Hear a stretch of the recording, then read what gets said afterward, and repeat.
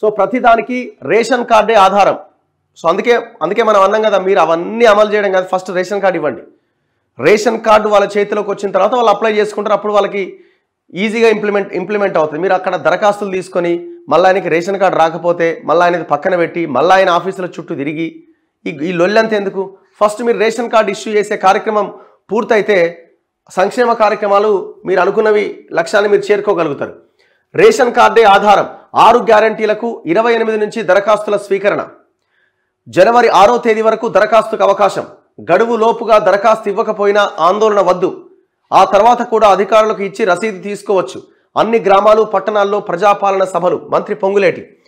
ఎన్నికల ప్రచారంలో భాగంగా కాంగ్రెస్ ప్రకటించిన 6 గ్యారంటీల అమలుకు సంబంధించి డిసెంబర్ 28 నుంచి జనవరి 6వ తేదీ వరకు దరఖాస్తులు స్వీకరించబోతున్నట్లు మంత్రి పొంగులేటి శ్రీనివాసరెడ్డి తెలిపారు. సచివాలయంలో అన్ని జిల్లాల కలెక్టర్లు, ఎస్పీలతో రేవంత్ రెడ్డి సమీక్ష నిర్వహించారు. ఆ సమావేశం వివరాలను సచివాలయ మీడియా పాయింట్లో పొంగులేటి విలేకరులకు వివరించారు. ఇందిరమ్మ రాజ్యంలో ప్రజల గుమ్మం వద్దకే పాలన వెళ్తోందని, ఎన్నికల వేళ హామీ ఇచ్చిన 6 గ్యారంటీల అమలుకు కాంగ్రెస్ ప్రభుత్వం కట్టుబడి ఉందన్నారు. 6 గ్యారంటీలకు సంబంధించిన దరఖాస్తులను ప్రజలకు 1-2 రోజుల ముందుగానే అందించబోతున్నట్లుగా పేర్కొన్నారు. డిసెంబర్ 28 నుంచి జనవరి 6వ తేదీ వరకు గ్రామ పట్టణాల్లో నిర్వహించబోయే ప్రజాపాలన సభల్లో దరఖాస్తులను తీసుకుంటామన్నారు. రేషన్ కార్డు ఆధారంగా అర్హులందరూ గ్రామ సభల్లో దరఖాస్తులు అందజేయాలని ప్రజలకు సూచించారు.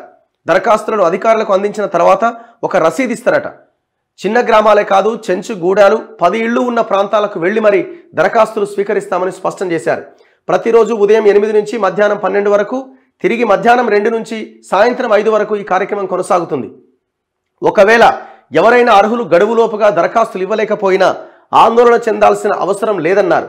ఆ తర్వాత కూడా సంబంధిత అధికారులకు దరఖాస్తులు ఇచ్చి రసీదు తీసుకోవచ్చని, గ్రామాల్లో అందరి నుంచి దరఖాస్తులు స్వీకరించిన తర్వాతే పథకాల అమలు ఉంటుందన్నారు. మరి వీటి గైడ్ లైన్స్ ఏవి? ఇప్పుడు రేషన్ కార్డు అంటున్నారు, రేషన్ కార్డు అందరికి ఇవ్వరు కదా. ఏ ప్రాతిపదికన రేషన్ కార్డు ఇష్యూ చేస్తారు? వన్స్ రేషన్ కార్డు వచ్చిన తర్వాత ప్రతి ఒక్క వైట్ రేషన్ కార్డు దారుడికి అన్నీ మీరు ఇచ్చిన 6 గ్యారంటీస్ అన్నీ అమలు అవుతాయా? సో వీటి మీద కూడా క్లారిటీ ఇవ్వాల్సిన అవసరం అయితే కనబడతా ఉన్నది. ఎందుకంటే ఇది చాలా ఇప్పుడు కేసీఆర్ ఏం చేసిండు, ఇంటికి ఒకటే పెన్షన్ ఇచ్చిండు, ఆయన పెట్టిన కండిషన్. రెండోది, గవర్నమెంట్ ఉద్యోగం ఉన్న కుటుంబానికి ఆయన పెన్షన్ ఇవ్వలే, ఏ వైట్ రేషన్ కార్డు కూడా ఇవ్వలే. మరి మీరు ఇస్తారా ఇవ్వరా? మరి అదెట్లా? సో ఇవన్నీ ఒకసారి ఈ గైడ్ లైన్స్ అనేది తెలియాల్సిన అవసరం ఉన్నది. గత ప్రభుత్వంలో మాదిరిగా 2 రోజుల్లో వెబ్సైట్ను మూసేయబోమన్నారు. ప్రజాపాలన సభల నిర్వహణకు అవసరమైన నిధులను కూడా సీఎం విడుదల చేశారని, దరఖాస్తులకు ఎలాంటి ఇబ్బంది కలగకుండా ఏర్పాట్లు చేయాలని అధికారులకు సూచించారు. తాజా సమావేశంలో సీఎంతో సహా కేబినెట్ మంత్రులందరూ అధికారులు చెప్పింది విన్నారని, అలాగే తమ ప్రభుత్వ ప్రాధాన్యాలను వారికి వివరించినట్టుగా పేర్కొన్నారు. తమది గత ప్రభుత్వంలా కాదని, గతంలో మాదిరిగా చెప్పింది విని అదే అమలు చేయాలనే విధానం తమకు లేదని స్పష్టం చేశారు. 6 గ్యారంటీల్లో 2 ఇప్పటికే అమలు చేస్తున్నామని, వాటిలో మహాలక్ష్మి పథకానికి అద్భుతమైన స్పందన వస్తోందన్నారు. భవిష్యత్తులో కూడా తాము ప్రకటించిన పథకాల ఫలితాలు ఎలా ఉన్నాయనే అంశాన్ని ఎప్పటికప్పుడు తెలుసుకుంటామన్నారు. సో ఇక్కడ కూడా డ్రగ్స్ గురించి మాట్లాడారు కానీ బెల్ట్ షాపుల గురించిన డిస్కషనే లేదు. మరి ఇది ఆలోచించాల్సిన విషయం. మీరు ఈ బెల్ట్ షాపులను కొనసాగించాలి, మనకి లిక్కర్ తప్ప ఇంకా మనకు వేరే ఆదాయం లేదనుకుంటే ఎన్ని గ్యారంటీలు అమలు చేసినా అవుతుంది, ఉపయోగం కూడా లేదు.